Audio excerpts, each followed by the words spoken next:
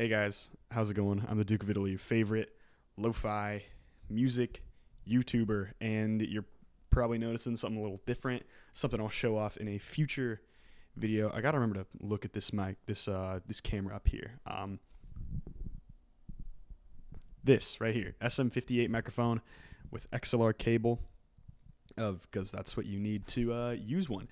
But I'm gonna start using one of these. It's got a built-in pop protector, so plosives shouldn't be an issue anymore. Not that they ever really were an issue, but I think that's something I will never have to worry about again. Today, this is a video I totally didn't even plan the structure of right here, so we're going to see how it even goes. Probably going to have to edit the crap out of it, but basically, I got back at 3 a.m. this morning. It is now 5 p.m. as of recording this, and I just want to talk about what I saw last night in Orlando, Florida. I'm not from Orlando, nor do I go to Florida that much.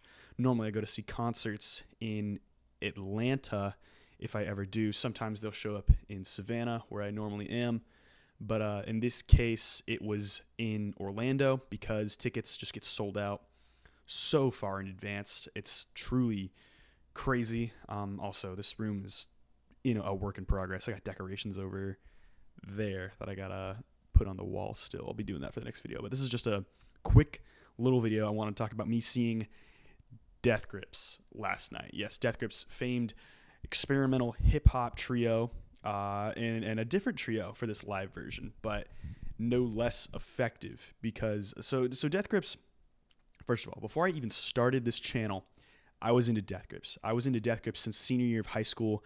I would not be into any cool music right now if it wasn't for Death Grips. Seriously, Death Grips was the first legitimately cool band I got into, and they might be one of the coolest bands of all time.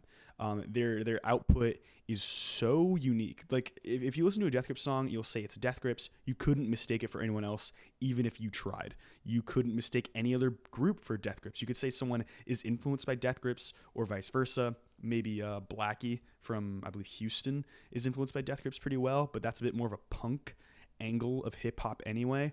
But Death Grips, they're so hard to pin down no matter what you do. You have the unique blend of Flatlander, a.k.a. Andy Morin, on the synths and the beats, and you've got Zach Hill, who's sort of the creative mastermind of the whole thing, and also a famous jazz and math rock drummer. So get ready for like the crunchiest, just heaviest drumming you'll ever hear. And of course, MC Ride, formerly from Fire, and also with a tiny bit of solo material, which I didn't know much of beforehand. The only artist whose back catalog I really dove into was Zach Hill at any point, and I've reviewed that. I might put a link in the description here. I have no idea. But I've been wanting to see this group for years. I literally thought they were defunct when I did the tier list of Death Grips videos. One of my first videos was Death Grips tier list, which still kind of holds up to this day, except maybe I was a little harsh on several of those albums. Death Grips is, if there ever was a band that was flawless, it's Death Grips, in all honesty. Not to be like a very standard YouTube critic of music, but it's true. I mean, you're kind of being contrarian if you say something otherwise. You might have a couple Death Grips songs you don't love, but I don't think there's a single one that's bad. And Death Grips is truly a group that has this pathos to them. They have this sort of, there's an idea of Death Grips that is so unobtainable, and they maximized this idea live. Like, the biggest thing about the show is that not only even like 2 hours after it was done, it felt like it never even happened.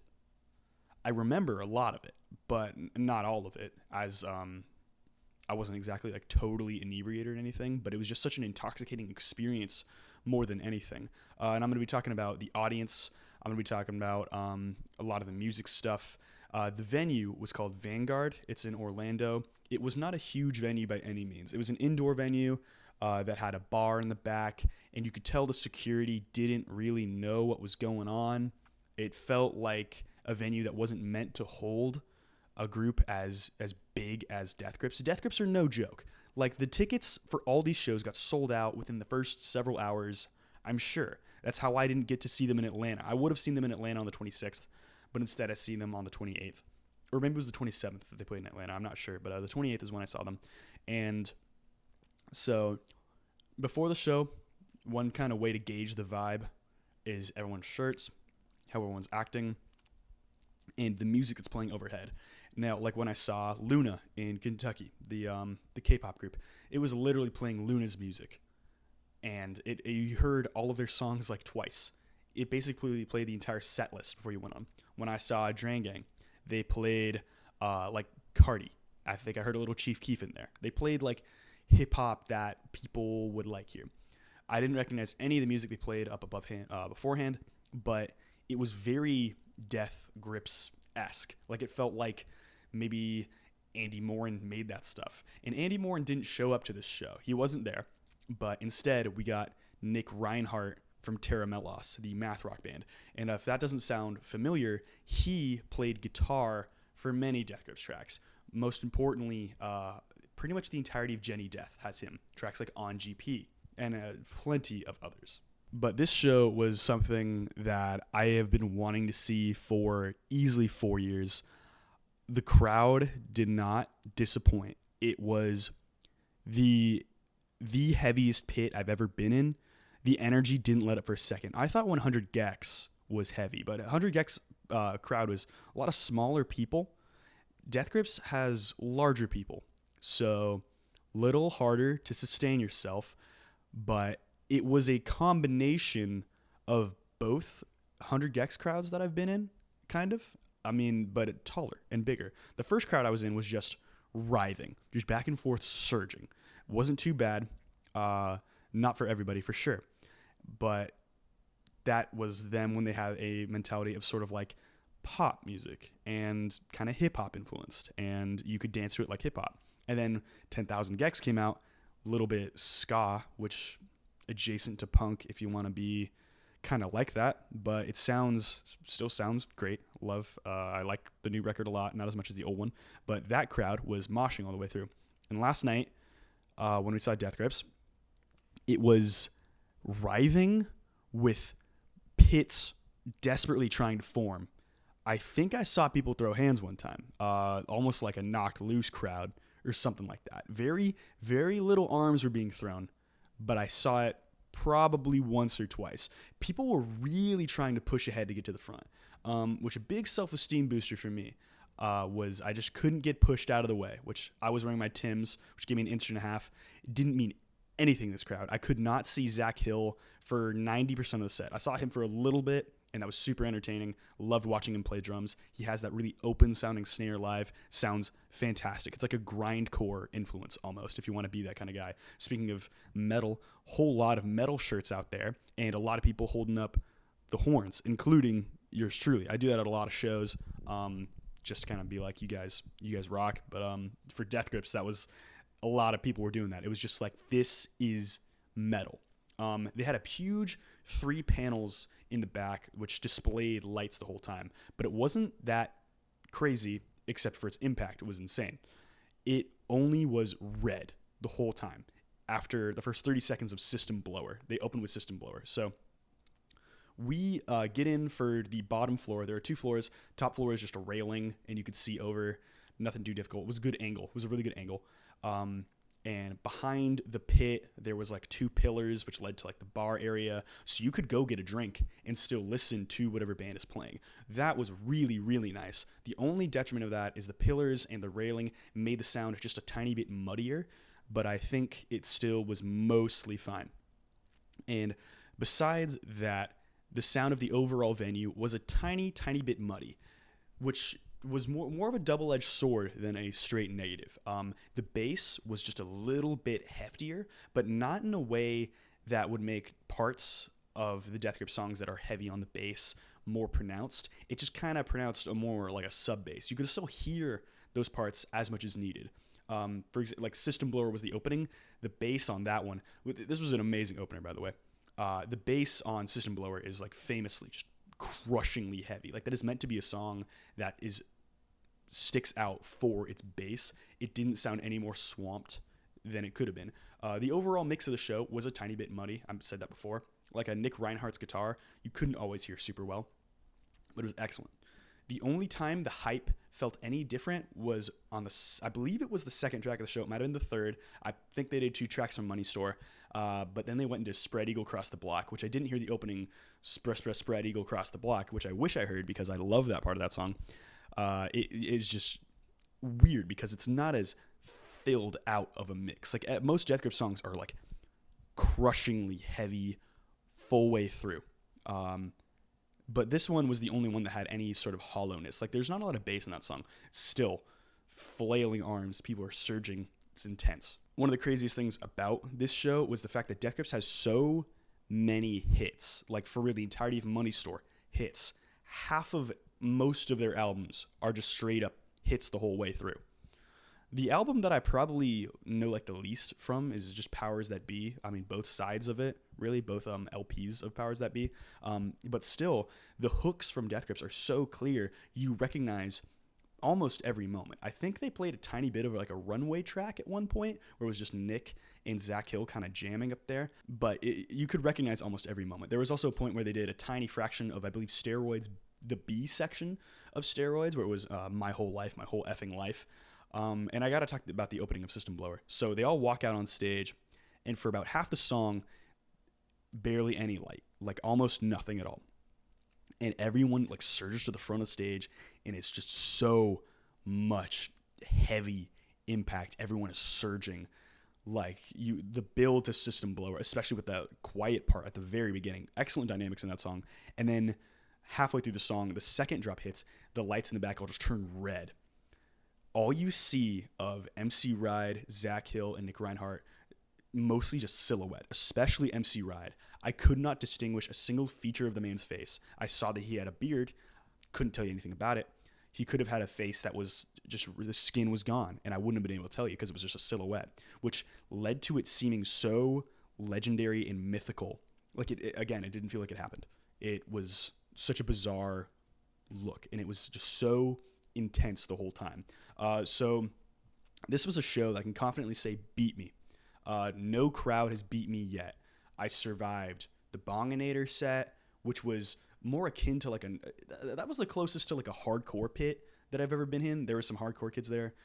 There were all sorts of stuff going on, and a lot of people were throwing hands. There was a big wall of death at the end, but Death Grips was so strong the whole time. I did have to step out. I was there with my friend Bridget. I was there with 2 of my friends from the band Klept. Real meeting of the minds here. All the coolest ones, the coolest people I know were at this show. And I had another friend who I saw entering from Savannah, and he was like, "Duke, it's you." And I was like, "Yo, what's up, man?" Which was super fun. And you weren't making a lot of friends in this show. You really weren't. People were complimenting my shirt, which was made by my friend Artisan Trash on Instagram. It said, "I am a cop, and I'm wearing a wire." That is a classic one. And I was wearing my crusty Fallacy jeans that I like to wear, which was a good choice. Anything that soaked up sweat. This was a very wet show because it was raining outside, and then we were all wet for the entire show. But it all got replaced with sweat by the end of it. Literally everyone, like a good amount of people, had their shirts off by the time they stepped outside. MC Ride looked like a demon up there with the red lights and being the silhouette. Absolutely like so insane. And being in the crowd, you'd have such a unique experience either way. I lasted, I'll mention the song later, but I lasted probably about 2/3 of the set before I was like, I gotta step out. And I never went back in the pit again, but I was always on the ground floor, and I could always see MC Ride the whole time. He had so much charisma up there. He has like that iconic dance move where his hands are up. It's being live, it feels like he's conducting the crowd in a way, which I know some like punk artists do stuff kind of like that. And it was so cool here. I thought it was like the coolest thing. I was having an amazing time with that. As much as I was started moshing, I ended up just standing in this crowd that kept moshing into me, and I was just staring at MC Ride because he's just such a captivating performer. Truly one of those captivating performances I've ever seen. Because you're going hit after hit after hit, and every time I was like, I can't believe they're busting this one out so early. Like when they busted out No Love, I'm like, they're not saving this one towards the end. But then I realized they've got like 50 songs they could put in this set anyway, and almost all of them are going to feel incredibly hype. And if they didn't feel hype before, they will feel hype now.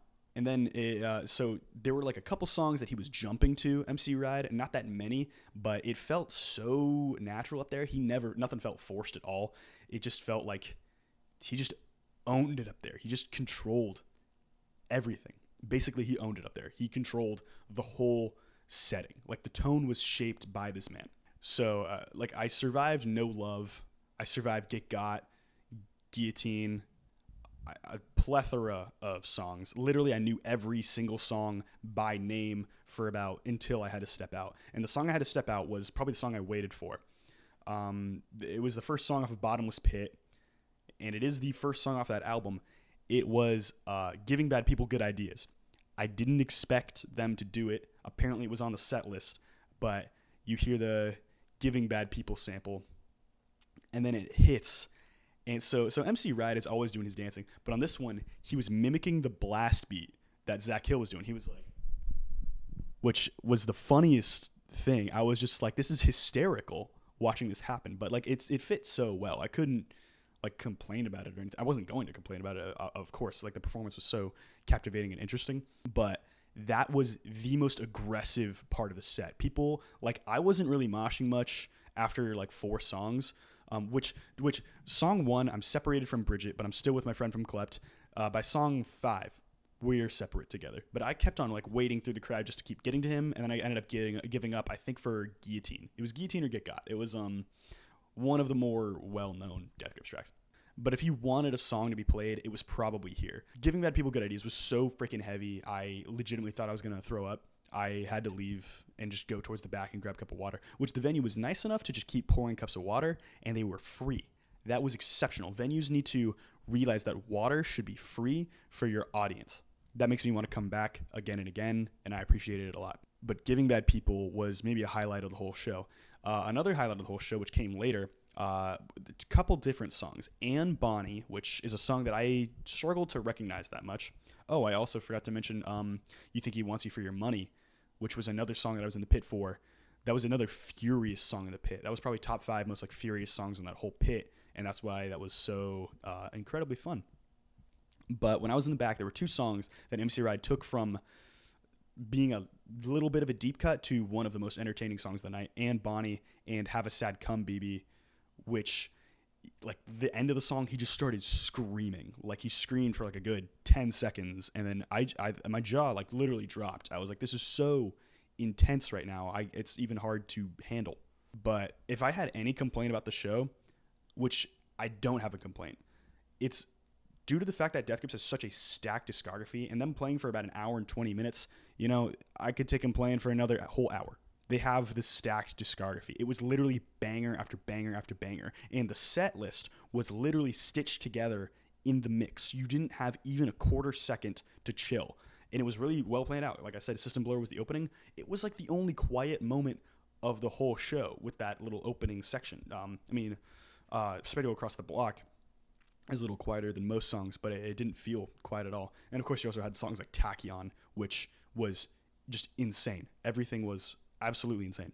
MC Ride didn't let up for a single second, and neither did Zach. And every time you thought the guitar sounded cool, Nick Reinhardt was like throwing it or just chugging on it or something like that. He looked intense up there as well. I didn't know he could be that performer, but he was that performer that night.